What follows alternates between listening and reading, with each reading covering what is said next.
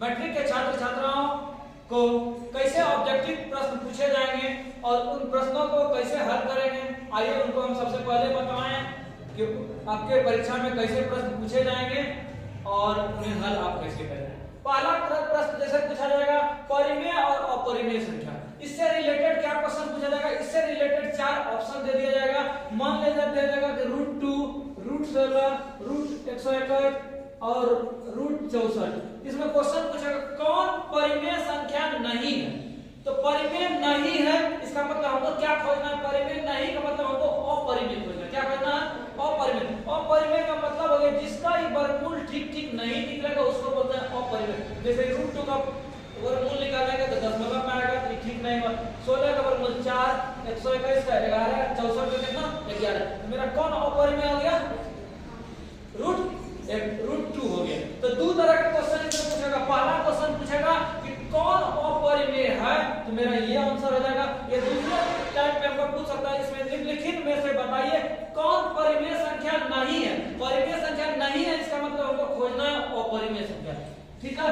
दूसरा चीज दे देगा, 4 ऑप्शन दे देगा। मान लीजिए क्वेश्चन दे देता √2, √3, √5, √16। इसमें क्वेश्चन पूछेगा बताइए निम्नलिखित में कौन परिमेय संख्या है। परिमेय संख्या मतलब इसका वर्गमूल ठीक ठाक निकल जाएगा। ये भाग देंगे दशमलव में जब कंटिन्यू आते रहा तो अपरिमेय हो गया। यदि भाग ठीक ठाक लग गया तो मेरा क्या हो गया? परिमेय। तो परिमेय और अपरिमेय संख्या पहला क्वेश्चन रहेगा। दूसरा क्वेश्चन आपको पूछना है लघुत्तम और महत्तम से रिलेटेड। इसमें क्वेश्चन क्या पूछेगा, जैसे बोल देगा हल्का क्वेश्चन 10 और 20 का लघुत्तम निकालिए, तो बच्चा की तरह निकाल देंगे। कभी कभी क्वेश्चन पूछता है 10 20 का महत्तम निकालिए, निकाल लेंगे। तीसरा क्वेश्चन इसमें क्या अराइज हो सकता है, बोलेगा कि 10 और 20 दो को संख्या है, बोलेगा इसका लघुत्तम और महत्तम का अनुपात। तो इसका मतलब लघुत्तम का पहले संख्या जो रहेगा उसका लघुत्तम निकाल देंगे, बटे महत्तम का संख्या नीचे लिख देंगे, वही मेरा क्या आ जाएगा? आंसर आ जाएगा। आगे जो इससे रिलेटेड हम क्वेश्चन निकालना लघुत्तम और महत्तम, उसके बाद अभाज्य संख्या लिखना है। तो अभाज्य संख्या किसको कहता है? वैसा संख्या जिसका केवल 2 गुणनखंड हो उसको क्या बोलेंगे? अभाज्य संख्या बोलेंगे। तो 4 ऑप्शन दे देगा। मान जाए बोलेगा 5, 7, 9 और 11। इसमें क्वेश्चन दो तरह का पूछ सकता है। इसमें बोलेगा निम्नलिखित में से कौन अभाज्य संख्या नहीं है। अभाज्य संख्या नहीं है मतलब हमको क्या खोजना है? भाज्य संख्या खोजना है। भाज्य संख्या जो 2 संख्या से अधिक के यहाँ भाग लगता है, जैसे कि 9 था, 1 से भी भाग लगेगा, 3 से भी लगेगा 9, ये मेरा क्या हो गया? भाज्य संख्या। ये भी क्वेश्चन है आपका 6, 7, 9 और 10। इसमें बताइए कौन अभाज्य संख्या है। अभाज्य संख्या का मतलब क्या? दूसरे को यहाँ भाग लगता है। ये जैसे 6 था, 1, 2, 3 से लगेगा, 6 से भी लगेगा, ये नहीं हुआ मेरा अभाज्य संख्या। ये वाला हो गया, ये नहीं हुआ, ये नहीं हुआ। क्यों नहीं हुआ? ये 2 से भी लगेगा, 5 से भी लगेगा। तो कहने का मतलब हो गया वैसा संख्या जो दूसरे आदमी के बोझ माने जाए, मतलब 2 संख्या से विभाजित हो, केवल 1 से और स्वयं से, उसको बोलेगा अभाज्य संख्या। तो कंफर्म आप लोग होगा कि अभाज्य संख्या से रिलेटेड कैसे पूछेगा और कैसे हम बनाएंगे। आगे क्वेश्चन है लघुत्तम गुना महत्तम बराबर पहली संख्या गुना दूसरी संख्या। कभी कभी सूत्र पूछ देगा कि लघुत्तम गुना महत्तम बराबर पहली संख्या गुना क्या होगा, तो दूसरी संख्या होगा। इससे रिलेटेड ऑब्जेक्टिव क्या पूछेगा? लघुत्तम दे देगा, महत्तम दे देगा, पहली संख्या दे देगा, दूसरी संख्या निकालने बोले। कभी कभी दूसरी दे देगा, पहली दे देगा, महत्तम देगा, बोलेगा लघुत्तम निकालिए। इस सूत्र के माध्यम से 1 2 3 4 बात है, 3 बात दे देगा, चौथा बात बोलेगा निकालिए। आगे 0.29 पर आवर्त या 0.32 पर आवर्त है, उसका मान निकालने पूछेगा। इसको कैसे हम हल करते हैं? जैसे 0.29 है तो इसका यदि आवर्त हटाएंगे 2 जिस संख्या का आवर्त है उसको क्या कर देंगे? 9 कर देंगे। यही मेरा क्या हो गया? आंसर हो गया। एक क्वेश्चन इस ढंग का इलाज हो सकता है। जैसे दूसरा बात लिखा है, इसमें क्या माजरा था? इसमें था एक संख्या पे आवर्त था, एक संख्या पे नहीं था। इसको हम कैसे हल करेंगे? तो बोले इसमें भी घबराना नहीं, जो है उसको बात को लिख दिए, जिस पर आवर्त नहीं है उसको हम घटा के लिख देंगे। बट इसको निमंत्रण मिला था मतलब आवर्त था 9 लिख देंगे, इसको नहीं मिला तो इसके बदले क्या लिख देंगे?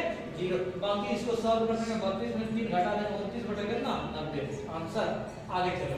आगे 400 के अभाज्य गुणनखंड के 5 कितने गुना जाए, इसको कैसे हल करेंगे? तो 400 का हम गुणनखंड निकाल देंगे, 2 से खिलाएंगे, नहीं खाएगा, 3 से 5 से खिला देंगे, उसके बाद 5 पर पावर जितना होगा वही मेरा क्या होगा? 5 का गुणज। इसी में पूछता 2 का गुणज, मतलब 2 पर जितना पावर होगा यही इसका क्या आ जाएगा? गुणज। जैसे क्वेश्चन यहाँ चेंज कर देगा, बोल देगा 1296 के अभाज्य गुणनखंड में 2 का कितना गुणज है, तो 1296 जिसका पूछेगा उसका गुणनखंड निकालेंगे और जिस संख्या के बारे में पूछेगा उस पर जितना पावर आएगा वही क्या आ जाएगा? आंसर। आगे है अभाज्य संख्या।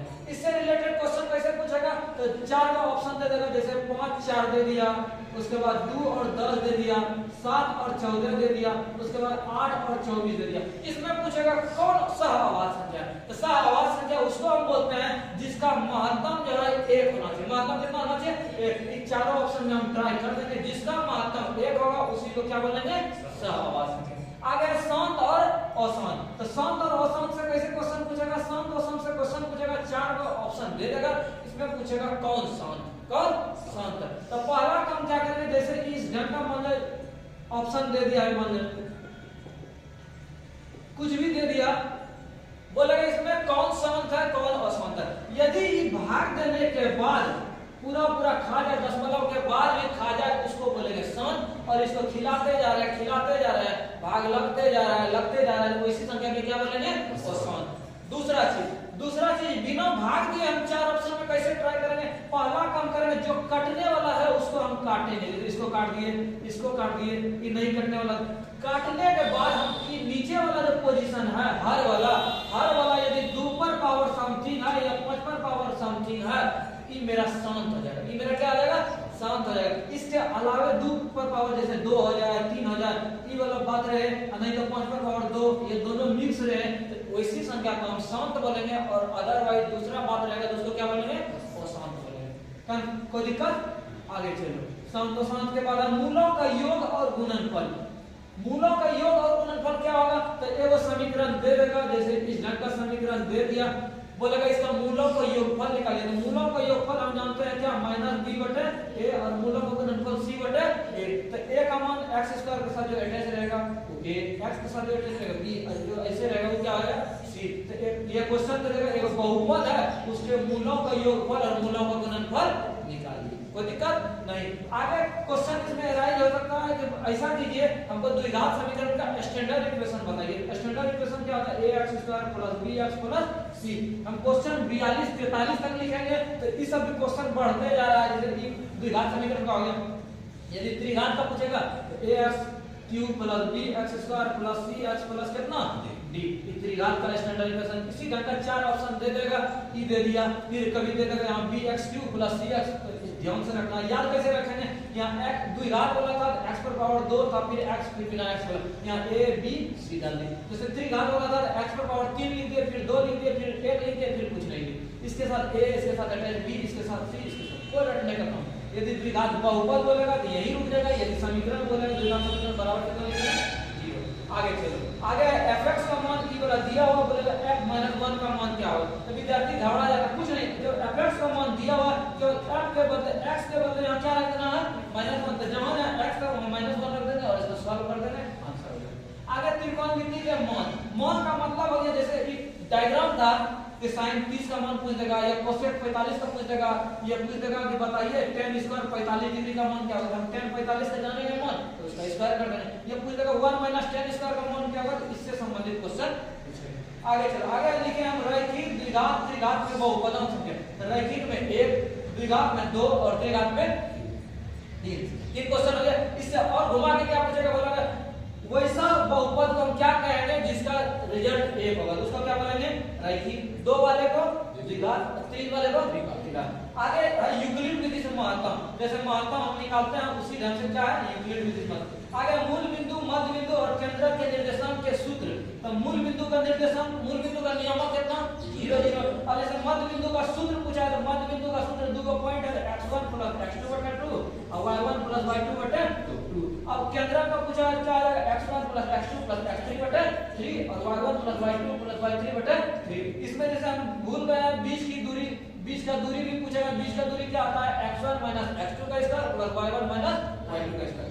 आगे पाद स्थिति, जैसे ये 5 4 बोलेगा कौन पाद में, हम बताए थे इस ढंग का डायग्राम, इसमें क्या होगा, ये फर्स्ट पाद, ये द्वितीय पाद, ये तृतीय पाद और ये चतुर्थ पाद। तो पहला पाद में क्या था, प्लस प्लस था, दूसरा पाद में माइनस और प्लस था, तीसरे पाद में दोनों माइनस था, और चौथा पाद में ये प्लस था, ये क्या था, माइनस। जैसे ये दोनों माइनस, तो दोनों माइनस किस पाद में था, तृतीय में। जैसे ये दे देगा 5 और -4, तो शुरू वाला x प्लस है, ये प्लस वाला कहां है, यहां है, और ये माइनस है, जिसको कौन पाद बोलेंगे, चौथा पाद। तो एगो दे देगा निर्देशांक, बोलेगा 21 पाद में है। आगे स्थिति, जैसे दे देगा x = 5, कि कहाँ है, तो हमको बताना x बराबर 5 कहाँ है। x बराबर जैसे x वाला लाइन x5 यहाँ गया है, इसको बोलेंगे किस लाइन पे है, x लाइन पे। या y बराबर -5 दे देगा, इसको हमको बताना है कि किस लाइन पे है। आगे चलो, आगे क्वेश्चन है -5 6 पे भुज और कोटि से रिलेटेड एक क्वेश्चन पूछेगा। तो शुरू वाले को बोलते हैं भुज और बाद वाले को क्या बोलते हैं, कोटि। अब इसी पे क्वेश्चन और क्या एराइज होगा, इसमें क्वेश्चन पूछ सकता है, ये दे देगा बोलेगा इसका x का नियमक बताइए। x का नियमक कितना, -5, बोलेगा y का नियमक, तो y का नियमक कितना 6। तो इसमें दिक्कत नहीं होना चाहिए, शुरू वाले को भुज बोलते हैं और बाद वाले को कोटि। जैसे इसी में क्वेश्चन बोलेगा 5 और -5, इसमें बोलेगा कोटि का मान, तो बाद वाले को कोटि का, तो कोटि कितना -5। आगे है त्रिकोणमिति सूत्र। त्रिकोणमिति सूत्र का मतलब हो गया, जैसे क्वेश्चन पूछ देगा sin थीटा का सूत्र क्या होता है, तो 1/, क्या आता है, कोसेक थीटा होता है। cos थीटा का क्या आता है, 1/, sec थीटा होता है। तो यही लिखा है त्रिकोणमिति का सूत्र। जैसे पूछेगा sin स्क्वायर थीटा और cos स्क्वायर थीटा बराबर कितना होगा, 1 होगा। sec square minus tan square बराबर कितना होगा, 1 होगा। अब tan square minus sec square मतलब घुमा दिया तो कितना, माइनस। ये लिखा है त्रिकोणमिति का सूत्र। आगे है बहुपद, इसका शून्य। एक समीकरण दे देगा या बहुपद दे देगा, बोलेगा इसका क्या कीजिए, शून्य निकालिए। तो शून्य निकालने बोले तुरंत इसका हम बराबर क्या कर देंगे, 0 कर देंगे और x का जो भी रिजल्ट होगा वही मेरा क्या आ जाएगा, शून्य हो जाएगा। क्या आ जाएगा, शून्य। इसमें एक बहुपद दे देगा, बोलेगा इसका हल समुच्चय निकालिए। क्या निकालिए, हल समुच्चय। तो हल समुच्चय में भी सेम चीज है, x का मान निकालेंगे, केवल इसको ब्रैकेट से हम सजा के ब्रैकेट के अंदर लिख देंगे, यही मेरा क्या हो गया, हल समुच्चय। आगे हम लिखे हैं इक्वेशन हल समांतर प्रतिच्छेदी संगत। कहने का मतलब हो गया, इसमें क्या करेगा, दो समीकरण दे देगा, बोलेगा इसका बताइए कि कैसा रिजल्ट होगा। हम बताए थे इसके लिए, जैसे पहला था a1 b1 c1 a2 b2 c2, तो हम a1 बटे a2 b1 बटे b2 और b1 c1 बटे c2 सबका मान निकालेंगे। यदि तीनों बराबर हो जाए ये मेरा संगत हो जाएगा। कि पहला वाला कट जाए तो इसमें अविरोधी हल होगा, मतलब इसका रिजल्ट क्या होगा, एक हल होगा तो प्रतिच्छेदी होगा। यदि सेकंड वाला कट जाए तो इसमें रेखा कैसा होगा, इस ढंग का ग्राफ यदि खींचेंगे तो समांतर हो जाएगा, एक दूसरे के क्या हो जाएगा, पैरेलल। तो इसको क्या बोलेंगे, तो तीनों का कभी कभी ये चीज पूछेगा, नहीं तो दो को समीकरण दे देगा। इससे 3-4 सवाल क्या क्या हो सकता है, समीकरण दो को दे दिया, बोलेगा कैसा होगा, तो हमको a1 बटे a2 अलग में सेपरेट b1 बटे b2 c1 बटे c2 का मान निकाल। यदि तीनों बराबर हो गया तो हम बोलेंगे संगत समीकरण। इसी में क्वेश्चन दे देगा, बताइए इसका कितना हल होगा। यदि तीनों बराबर हो गया तो अनगिनत हल हो गया।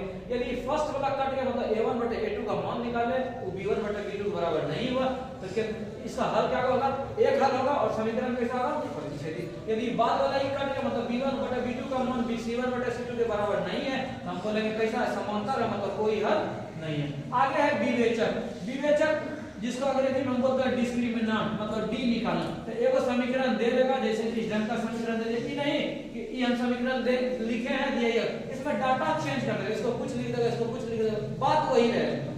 तो विवेचक, तो डी का मान होगा b स्क्वायर माइनस 4ac। तो डी का मान b स्क्वायर माइनस 4ac, ए हो गया, x के साथ जुड़ा था b, ये क्या आ गया, c हो गया। तो विवेचक का मान निकाल। आगे चलो, आगे है समांतर श्रेणी। समांतर श्रेणी में हम क्या लिखे हैं, डेसिमल पद। इसका मतलब हो गया, जैसे कि सभी को दे देगा 10 20 30, इसका बोलेगा पांचवा पद निकालिए। कितना पद निकालिए, पांचवा पद या 15वां पद। तो हम जानते हैं जैसे 15वां पद बोलेगा a प्लस कितना d 14 d, एक का यदि 20वां बोलेगा a प्लस 19 d। अब a किसको बोलेंगे, सबसे पहला जो पद होगा उसको a बोलेंगे। आई शुरू सेकंड वाले फर्स्ट वाले घटाएंगे तो मेरा क्या आ जाएगा, d हो जाएगा। ये मेरा हो गया डेसिमल पद। कोई भी पद यहाँ चेंज कर देगा, कभी 20वां पद कभी 15वां पद, क्लियर हो जाएगा। आगे डेस पदों का योग, यही पूछेगा, ये डॉट डॉट होते जा रहे 20 पदों का योग। तो हम सूत्र बताए थे पदों का योग के लिए, तो n बटे 2 into 2a plus n minus 1 into d। ये ऑब्जेक्टिव में सूत्र भी पूछ सकता है, n पदों का योगफल क्या होगा। 4 का ऑप्शन दे देगा, कभी इधर कर देगा कभी, तो जो सही होगा उसको क्या करना, टिक करना। ये nवां पद का सूत्र क्या होगा, a plus n minus 1 into d। आगे चलो, आगे लिखे हैं पहला पद सर्वांतर पदों की संख्या। जैसे एगो टेबल दे दिया, मान 3 6 9 12 डॉट डॉट दे दिया, यहाँ दे दिया 30 तक, कितना तक, 30 तक। अब बताना इसमें जैसे पदों की संख्या पूछेगा, या पहला पद पूछेगा, इसमें पहला पद कितना, 3, बचा हुआ चीज है। बोला सर्वांतर, तो सेकंड वाले में दूसरे वाले घटा गया, 6 में 3 घटा दिया कितना, 3। बोले पदों की संख्या, यदि चलते चलते 30 तक जा रहा है तो इसमें क्या टर्म होगा, ये पहला पद हो गया, डी का मान मालूम, ये सबसे लास्ट में था, ये मेरा tn हो गया। इस सूत्र हम रखेंगे tn का, मेरा क्या निकल जाएगा, n का मान निकल जाएगा। आगे चलो, आगे है डॉट डॉट चेक समांतर श्रेणी।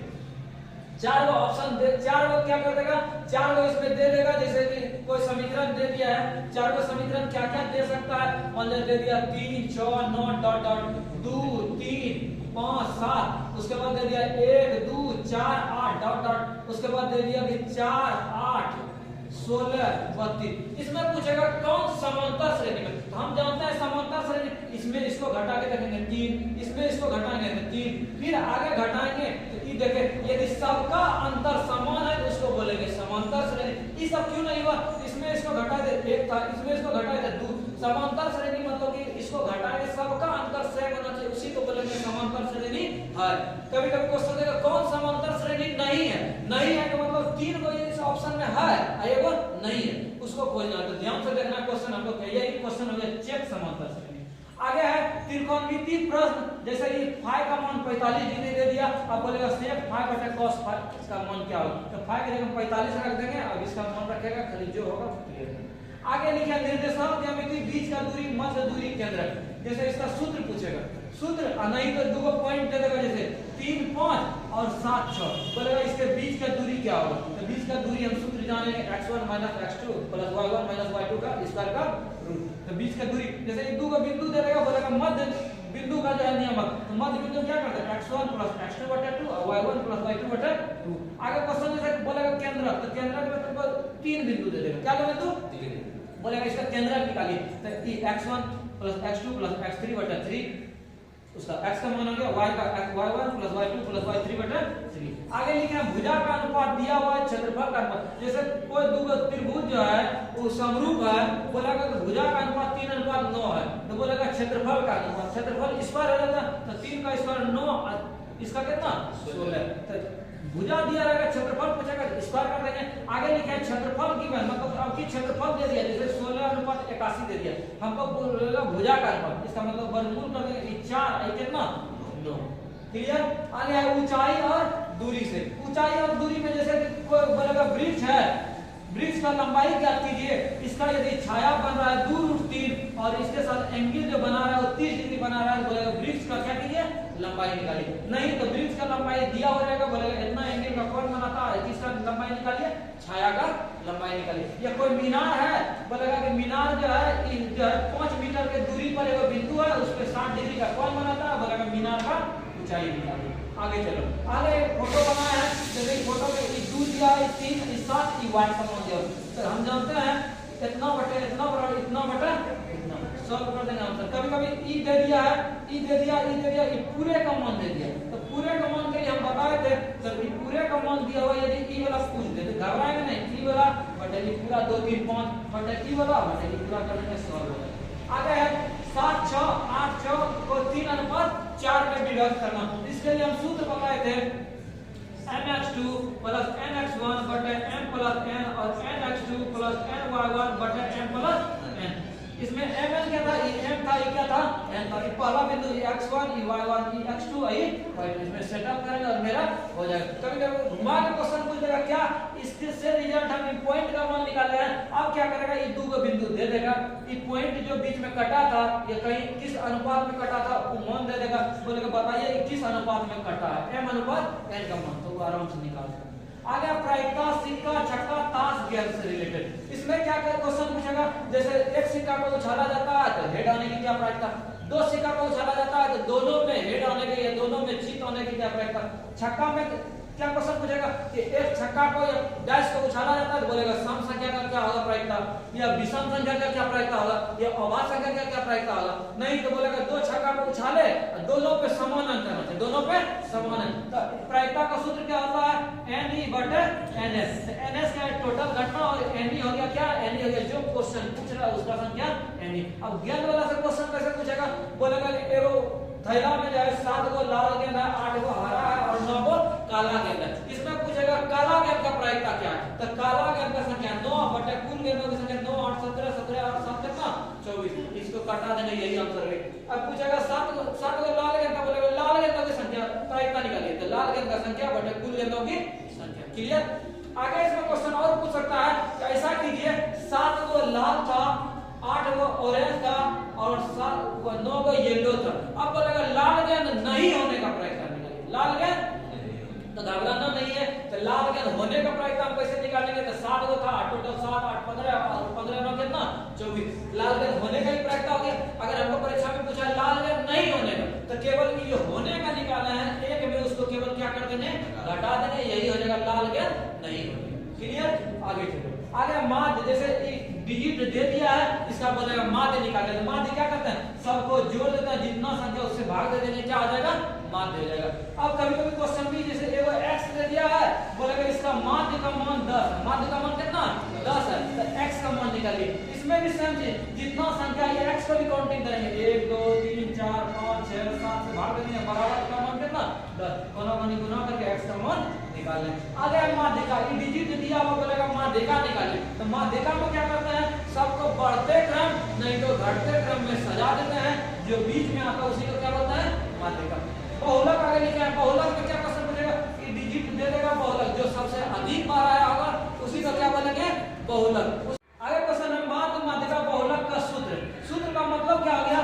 माध्य का सूत्र सिग्मा fx बटा सिग्मा, या माध्यिका का सूत्र पूछेगा या बहुलक का सूत्र। इससे रिलेटेड एक और क्वेश्चन क्या हम बताए थे? हम बताए थे सूत्र जो होता है वो बहुलक का जो सूत्र होता है, बहुलक बराबर सूत्र होता है 3 गुना माध्यिका माइनस 2 गुना माध्य। बहुत इंपॉर्टेंट क्वेश्चन है। माध्य का मान दे देगा, माध्यिका का मान दे देगा, बहुलक का मान पूछेगा। नहीं तो सीधा ही जो है ना एकदम सूत्र पूछेगा। 4 का ऑप्शन है, बोलेगा कौन सूत्र सही है? याद रहेगा बहुलक बराबर 3 गुना माध्यिका माइनस 2 गुना माध्य। तो इससे रिलेटेड क्वेश्चन भी नहीं छूटना चाहिए। आगे लिखे हैं संभव असंभव निश्चित अनिश्चित घटना के प्रायिकता। तब जानते हैं संभव का घटना कितना? 1, असंभव का 0, निश्चित का प्रायिकता 1 और अनिश्चित का 0। इसमें कुछ कम है, कुछ नहीं करना है, सीधा आंसर मारना।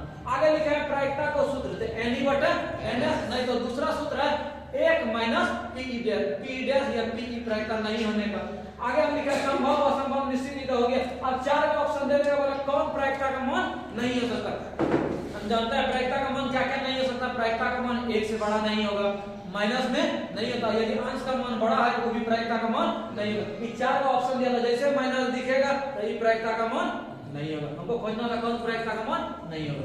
आगे गोला शंकु बेलन घन घना वृत्त से संबंधित सूत्र। तो इसका जितना सूत्र होगा, गोला का आयतन कितना होता है, वक्र पृष्ठ कितना होता है, शंकु का बेलन का आयतन वक्र पृष्ठ संपूर्ण, जिसका जो होता है, जिसको सूत्र याद रहेगा परीक्षा में 3-4 सवाल एकदम सूत्र से सीधा पूछेगा, इसका सूत्र बताइए। तो जिसको याद रहेगा वो सीधा मार देगा।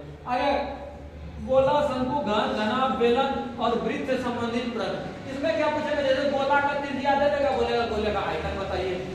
शंकु में जैसे दे देगा इसका त्रिज्या इतना है, ऊंचाई इतना है, आयतन निकालिए या वक्र पृष्ठ क्षेत्रफल निकालिए।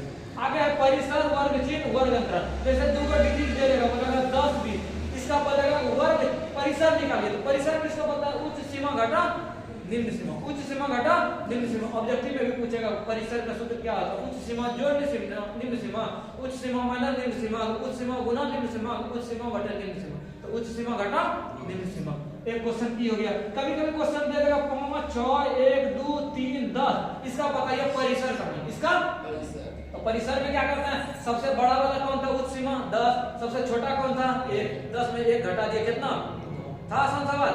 आगे चलो। आगे है वर्ग चिन्ह, बोलेगा 10 20 का वर्ग चिन्ह क्या होगा? वर्ग चिन्ह में क्या करता है? दोनों डिजिट को जोड़ देता है और दूसरे भाग। सूत्र भी कभी कभी पूछता है, तो क्या होगा? उच्च सीमा जोड़ निम्न सीमा बटा 2 बटा 2। नहीं तो बोलेगा 50 60 का वर्ग चिन्ह, तो 50 जोड़ 60 बटा 2। आगे वर्ग अंतराल, तो वर्ग अंतराल में क्या करता है? उच्च सीमा में निम्न सीमा घटाते हैं। जैसे पूछेगा 30 40 का, तो अंतर कितना है? 10 का फासला है, इसमें इसको घटा दिए। जैसे पूछेगा 10 20, तो कितना का फासला है? 10 का। यदि 10 25 पूछेगा 25 में, यही मेरा आगे वर्ग अंतराल। आगे है ज्यामिति से संबंधित प्रश्न। जैसे पूछ लेगा कि एक वृत्त से कितना स्पर्श रेखा खींचा जा सकता है, दैट इसी ढंग का क्वेश्चन रहेगा।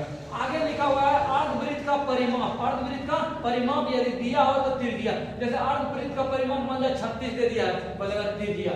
आगे लिखा है अर्धवृत्त का परिमाप। तो अर्धवृत्त का परिमाप क्या होता है? पाई r प्लस 2r। तो इसमें सेटअप कर देंगे तो त्रिज्या निकल जाएगा, नहीं तो त्रिज्या का मान दे देगा और बोलेगा अर्धवृत्त का परिमाप बताइए। दोनों क्लियर हो गया, ये काफी इंपॉर्टेंट है।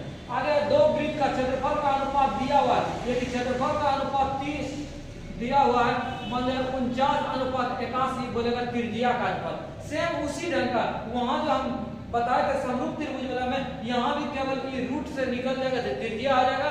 यदि त्रिज्या पूछेगा तो स्क्वायर कर देगा तो हो जाएगा क्षेत्रफल हो जाएगा। आगे लिखा है दो बेलन की त्रिज्या 3:4 ऊंचाई दिया हुआ है तो वक्र पृष्ठ और आयतन का अनुपात। जैसे सेम वही करेंगे, एगो बेलन पहला बेलन था तो उसका जैसे आयतन का अनुपात बोलेगा तो पहला का आयतन कितना होगा पाई आर का जगह पहला में 3 था, 3 का स्क्वायर गुना ऊंचाई कितना था 4 बटा दूसरे बेलन के लिए पाई इनटू आर का मान 4 का स्क्वायर इनटू कितना 1। इसको सॉल्व करेंगे। आगे लिखा है दो वृत्त की त्रिज्या का अनुपात 3:4 है तो परिधि नहीं तो क्षेत्रफल। तो वृत्त का त्रिज्या जो होता है परिधि का अनुपात सेम होता है और क्षेत्रफल के लिए केवल इसको स्क्वायर करते हैं, मेरा क्या आ जाएगा क्षेत्रफल का अनुपात आ जाएगा। नहीं तो हम ऐसे भी बना सकते हैं r1 बटे r2 का मान दिया हुआ है, परिधि कितना 2 पाई r1, दूसरे का कितना 2 पाई 2 पाई कैंसिल तो वैसे में हो गया क्षेत्रफल कितना पाई r1 स्क्वायर बटे पाई r2 स्क्वायर। तो आशा और उम्मीद है हमने जो ये 44-45 सवाल बनाया आपको 100 सवाल सेम इसी से रिलेटेड मिलेगा। जैसे हम लिखे हैं त्रिकोणमिति का प्रश्न इससे रिलेटेड 2-3 सवाल मिल जाएगा, प्रायिकता लिखे हैं इससे 4-5 मिलेगा, ये निर्देशांक ज्यामिति मिला है उससे 5 क्वेश्चन रहेगा। इसी से मिलता जुलता सारा क्वेश्चन मैट्रिक के परीक्षा में मिलेगा। आशा और उम्मीद है आपके लिए यह वीडियो बेहद लाभकारी होगा। तो अधिक से अधिक छात्र छात्राओं के बीच शेयर करें। मिलेंगे नेक्स्ट